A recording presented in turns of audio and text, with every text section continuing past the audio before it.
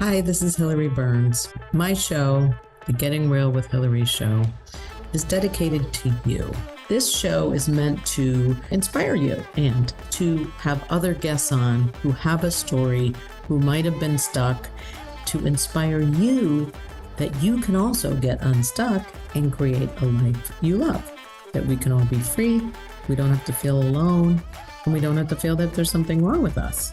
That's my message, and I hope you'll join and tune in for some exciting adventures and interviews.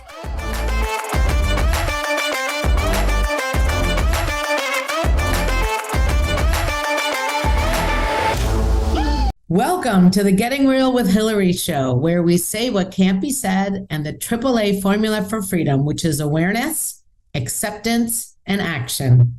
And today, oh my God, I'm already crying. Today, I'm here with a really good friend, Sarah Kelly, who's an aspiring author, and her book, Soul Fire, Choose to Live, is going to be published in the next few months, and I am so proud of her. Sarah is an awesome woman with quite a story to tell. So, welcome, Sarah Kelly. Thank you. Thank you for having me, Hillary. You're welcome. So let's see. Sarah and we were discussing, which part of her story she would tell. And I'm just going to let her kind of start wherever she wants. It's quite an inspiring tale. As always, we talk about where people were stuck and, where they can inspire you, where you might be stuck in your life. And, when you can see what Sarah did to get unstuck, maybe you can too. So, Sarah, where would you like to begin? Oh, I guess I'll start at the beginning. So when I was a teenager, there was some trauma, and my mother was married to somebody who wasn't really great. And I spent a lot of years hiding from it, and it kept me very stuck. And I had two children. Wait, so I'm going to just interrupt you from time to time. Like, how did you hide? In a million ways. I hid by not going to art school like I wanted to. I didn't end up going to medical school. I didn't want to stand out as a person. I didn't want to, I wanted to go to art school. I wanted to be a professional dancer and a professional, sculptor. And I didn't do those things because that would put me in the spotlight. So anytime there was an opportunity for a spotlight, literally or metaphorically, I said no. Until 5 years ago. And wow. Okay. And just going back before we get you out, what did you do instead? So when you said you stayed out, you didn't go to art school, what did you do instead? So I went to a community college because they couldn't say no to me. Okay.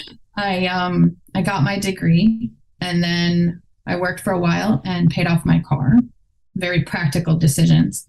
And then I moved several states away to get freedom.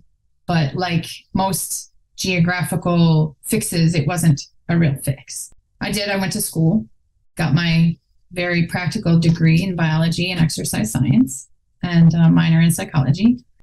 Yeah, it was when I got hurt on the ambulance working as an EMT that I kind of had a wake-up call. Wait. How did you get hurt? You can't leave us there.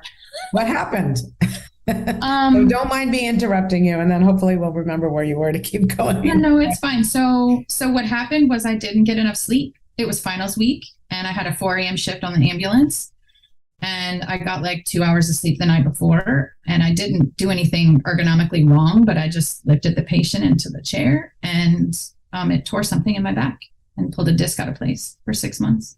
Yeah, so that's why I didn't end up going to medical school. But it was I needed that wake-up call. So for 6 months, you did what? Like lied in bed? Or you just couldn't? No, I was in excruciating pain. And I was finishing my degrees, my biology degrees and my exercise science degree. I was taking calculus. I'd finally worked my way up to calculus, which math was like this thing that I said I couldn't do.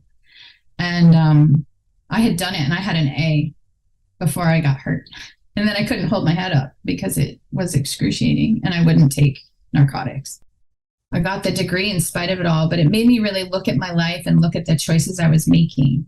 And I had been saying no to a really good man because I had to put on my big girl pants and be an adult, right? And I had to be willing to trust someone completely, because you can't marry somebody and not actually be willing to trust them. I mean, you can, but it doesn't work very well. So I looked at it and why I was saying no to him, and I chose to trust him in spite of myself. And I married him, which took me all over the country. So he's in the military. That's why she moved, right? That's Yeah. Yeah, he was in the Navy. Yep. Mm-hmm. He just retired. Wow. So how many years have you been married and trusting? So we got married in 2009. So is this 13 or 14 years? Yeah. 2022 minus 9. I think that my math is still 3. So 13 years. Wow. Yeah. So we just celebrated 13. I thought, yeah. Congratulations. And you have 2 children? Yes. Okay. Yep. Very good. All right. So going back, you were hiding and then you got hurt. And then what? So I married my husband, John, and we were in San Diego. We were in Virginia Beach. We were in Monterey, California. So all of, we spanned most of the country. I was a mother, and it took me out of myself long enough to realize that I wanted more for my life. And I started taking baby steps. And my own mother and I did a lot of work to heal our relationship. And I talk about that in the book. So my healing really began when I was pregnant with my first child. And because the audience doesn't know, and I don't know how much you want to give away of the book, but what were you healing? If you want to say. Yeah. So I was healing my relationship with my mother. There was a breach in trust. The person she was married to was he was an alcoholic, and I don't think he was in the relationship for the right reasons. He was dangerous. And after the second or third time he threatened to kill me, she finally left him. So that created a big breach in trust between she and I. So when hold on. Because when you said that to me the first time, I was like, yeah. He threatened to kill you, like, sure. We all say that, I'm going to kill you. But in your case, I know we've talked about it. He really might have. Yeah. It wasn't just threatening. I mean, it wasn't just an idle threat, right? So people can get the seriousness of it and how that would have altered your relationship with your mother. Yeah. Yeah. He wasn't believing you, I think. Yeah. He was a drug dealer, and I found out about that just before they got married, and she didn't believe me and married him anyway. And, he spent most of the time in the bars as soon as they got married. The anger and the violence and the throwing things against the wall. And I didn't, I was scared. Yeah. At home. Yeah. Mm-hmm. And where was she when he was doing this? She wasn't around? No, she was there. Yeah. That was normally with her, like when they would fight. It was a scary time. And that's what you were hiding from? Yeah. Yeah. She left him it was less than a year into the marriage that she did leave him. So it wasn't a really long time, but it was a terrifying time for me. And it took a long time. Like I pretended, the way I coped was to pretend that I wasn't affected and to pretend that, I was like G.I. Jane. But I also couldn't really pretend that things were okay with my mother and I. But when I finally got pregnant with my first child, that was almost 20 years later. So anyways, it was more than a decade later. It was a long time after the incident. So we created a relationship out of our mutual love for my child, and formed and healed old wounds. But it took a lot for me to get there. I said I was sorry several times, and it didn't stick until it finally did in here. And I realized that thing that they say, that we get the freedom when we literally get unstuck from that. I carried that pain for as long as I carried it. And when I finally let it go and released it, I was free. And which was the part that freed you? Talking to your mom or saying it out loud? Like, what part do you think got you free? So, but with that relationship, it was the actual forgiveness. Mm. And it took me being willing to be in a relationship with her in the present tense outside of that past history. It took that in order for me to be able to forgive her, to create new memories, which took a lot. It took a lot. So were you blaming her? Yeah. So the first time and the second time he threatened to kill me, she defended him. And she said that his mother was dying and he needed her. Yeah. So I left his house and I lived with my brother for a while, and who was an adult. He's much older than me.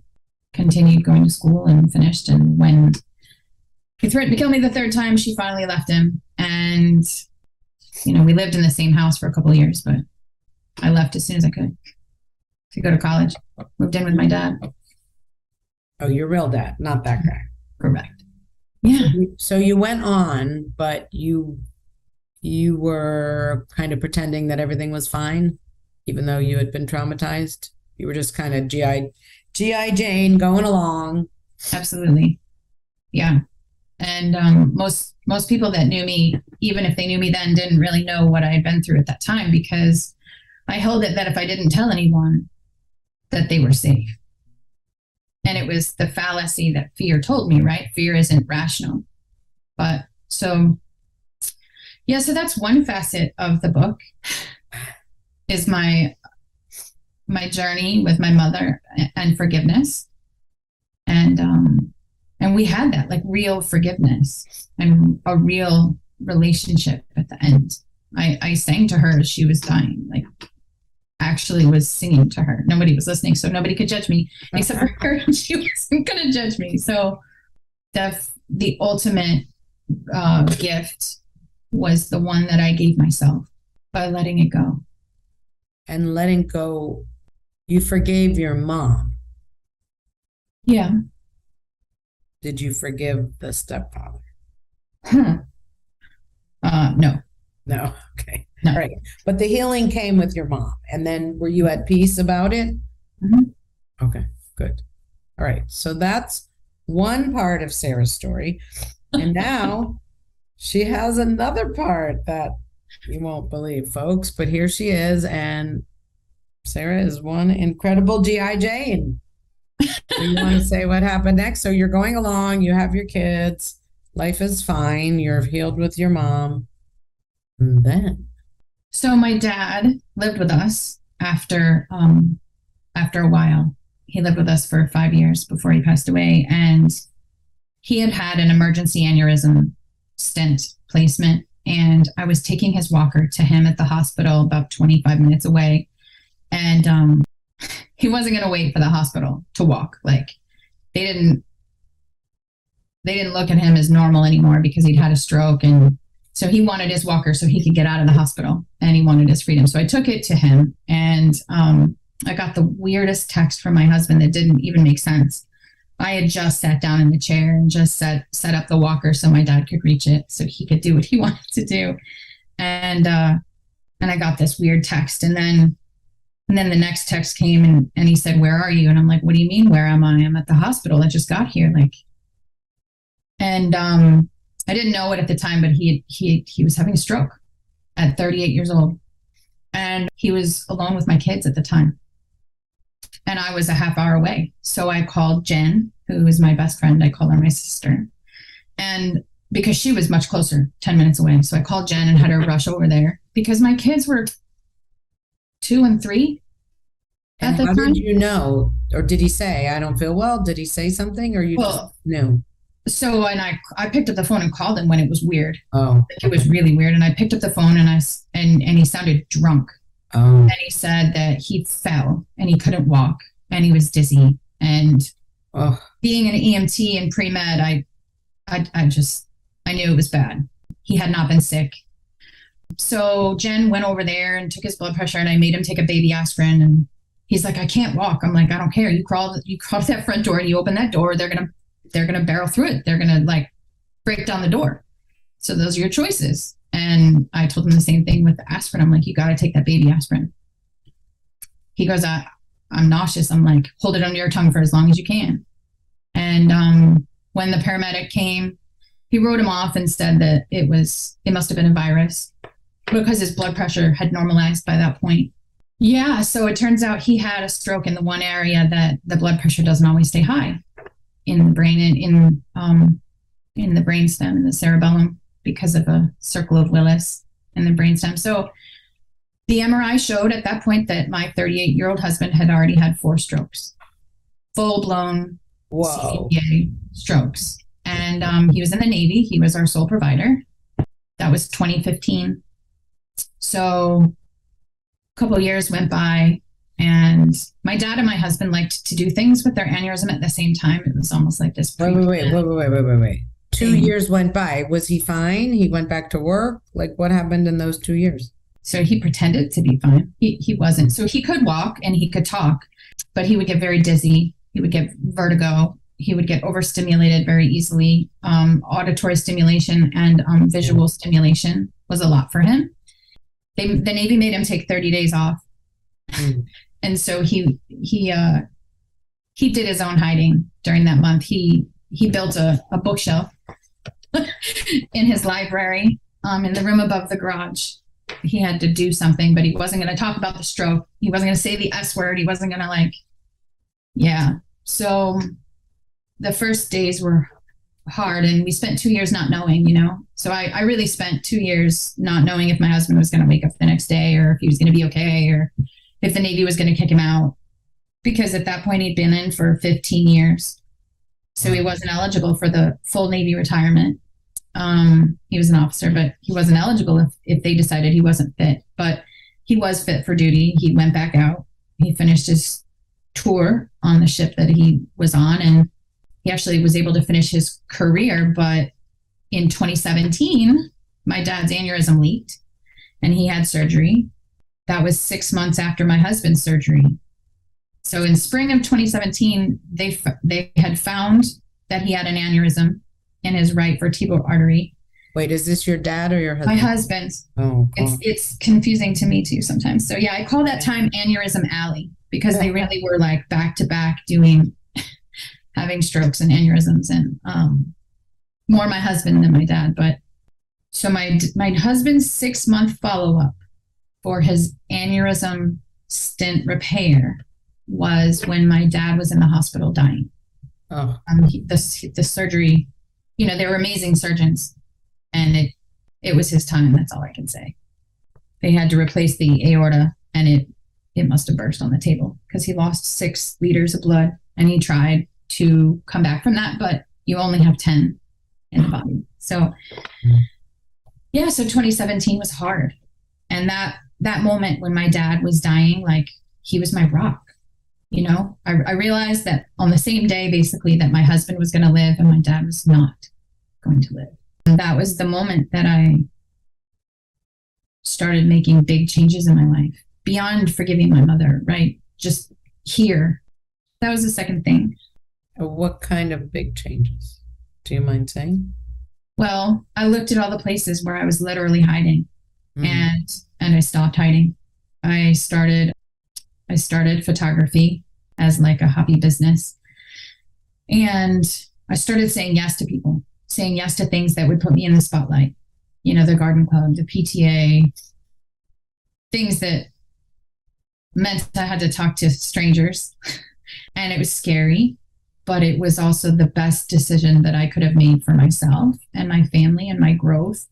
Because as my dad was dying, I realized that I didn't want to be a mother who parented from fear, from the what if he was around the corner, or if they were going to get hurt or whatever. Like, I realized really that they deserved a mother who reached for her dreams and believed it was possible and showed them that they can do anything that they want to do in this life, like my dad did for me. Then what happened? I know there's more. So my dad died in 2017. 6 months later, my husband's dad died. And then My mom moved down October of 2019 to be close to me. So we were in the same state for what would be the last months of her life. So she was here from October of 19 until June of 2020. And she was diagnosed with cancer, lung cancer that had metastasized, the same week of the shutdown of the pandemic in March of 2020. So I walked with her through her cancer journey and her eventual passing. And then I got COVID and almost died, but I didn't, and I'm still here. But it was in that time when I didn't know if I was going to see the sunrise that I started writing my book. And I said, fine, this thing has circled my life enough and I'm done. I will do the thing that I am meant to do with my life if it just stops happening in my life. Because as much as I wanted to hide, I was very, very clear that I had to share my story with the people that needed to hear it. I may not know who all of them are yet, but I'm clear that it happened, I believe, for a reason, and that it absolutely can inspire other people. And when you say this thing, what is that thing? Death. Death kept circling my life. Whether it was my stepfather threatening to kill me, or my dad dying, or my husband almost dying or threatening to die, or whatever you want to call that 6 strokes and a brain aneurysm before 40. And then my own wrestle with COVID, breathing, with my throat closing because my tonsils were so swollen I could barely breathe. So it's death. So how do you think you got past it? We all have fear of something, and you had this death thing, threats, the real deaths, this. How do you think, you just said, okay, I'm going to live, I'm going to write my book, I'm going to do what I'm afraid of. If it happens, it happens, but I'm going to live. Is that what you said? Or am I making that up? That's certainly part of it, for sure. But what had you, you're afraid, death has come, circling, and then boom. What's the boom that then you were different? Well, so for me, that's what I call soul fire. When I was a teenager and I felt like I had no support. My dad had just taken a job states away to learn a new programming language, so he wasn't really physically close.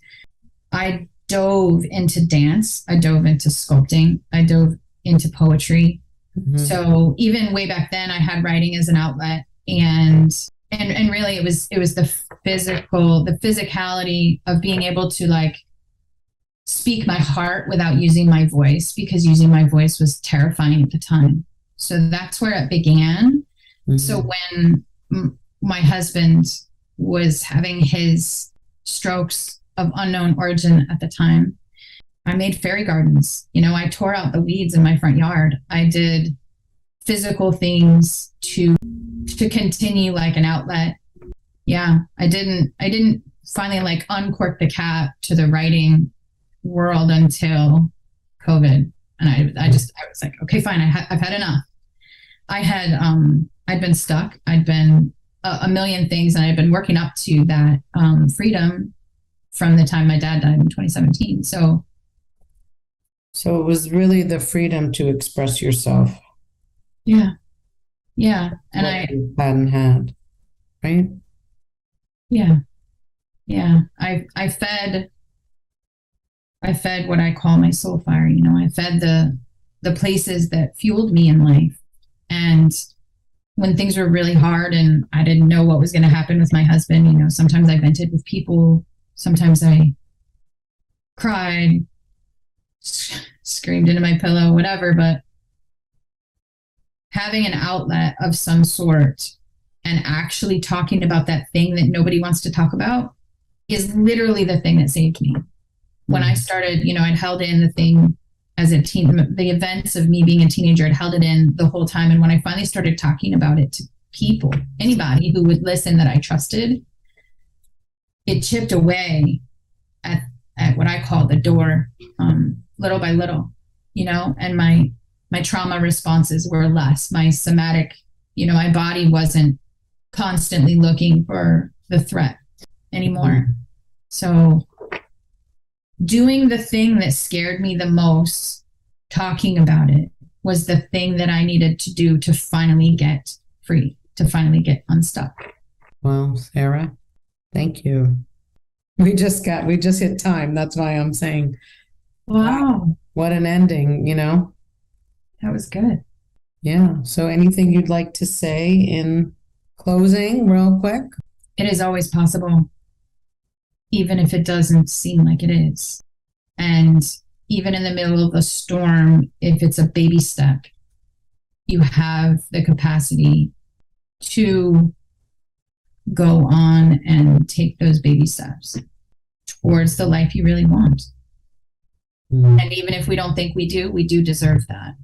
Because it isn't about deserving, right? We're all humans and we all get to breathe the same air. You are worth it. Yes. Well, thank you, Sarah. Thank you for that amazing, courageous telling. And we will look forward to your book being out, Soul Fire, Choose to Live. We can put how to get it as soon as it's ready. We'll put it in the notes and put the links in, and I'm looking forward to it. So thank you so much. Thank you.